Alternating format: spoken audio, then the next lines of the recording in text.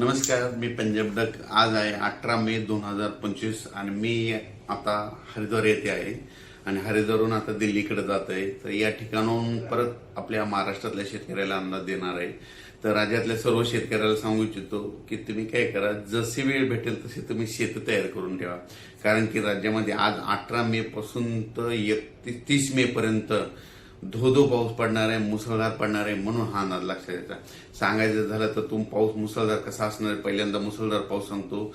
सुरुवातीला जास्त मुसळधार पाऊस मुंबईला जास्त पडणार आहे. म्हणून मुंबईकरांनी पहिल्या पावसामध्ये तुमचं जनजीवन विस्कळीत होणार आहे. म्हणून तुम्ही याची काळजी घ्यावी. कारण की 18 मे ते 30 मे दरम्यान मुंबईला अतिमुसळधार पाऊस पडणार आहे. म्हणून हे अंदाज लक्षात घ्यायचा.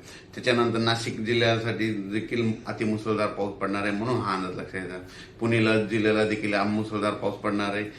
कोल्हापूर जिल्हा, सातारा जिल्हा, सांगली जिल्हा, त्याच्यानंतर संपूर्ण कोकणपट्टी मुसळधार पाऊस पडणार आहे. म्हणजे 18 मे ते 30 मे दरम्यान. म्हणून त्यांनी सगळ्यांनी सतर्कतेची काळजी घ्यायची. आणि राज्यात सांगायचं झालं तर नगर जिल्ह्यात देखील मुसळधार पाऊस पडणार आहे, बीड जिल्ह्यात देखील पडणार आहे, त्याच्यानंतर संभाजीनगरला पडणार आहे, जळगावला पडणार आहे, त्याच्यानंतर जळगावला पडणार आहे, इकडं बुलढाणा, अकोला, अमरावती तिकडे देखील मुसळधार पाऊस पडणार.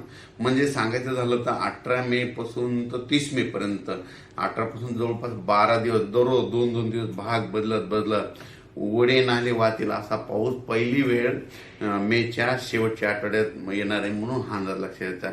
मग सांगायचं झालं तर पूर्व विदर्भ, पश्चिम विदर्भ, दक्षिण महाराष्ट्र, उत्तर महाराष्ट्र, कोकणपट्टी, खानदेश, मराठवाडा सगळीकडेच म्हणजे जोराचा पाऊस पडणार आहे.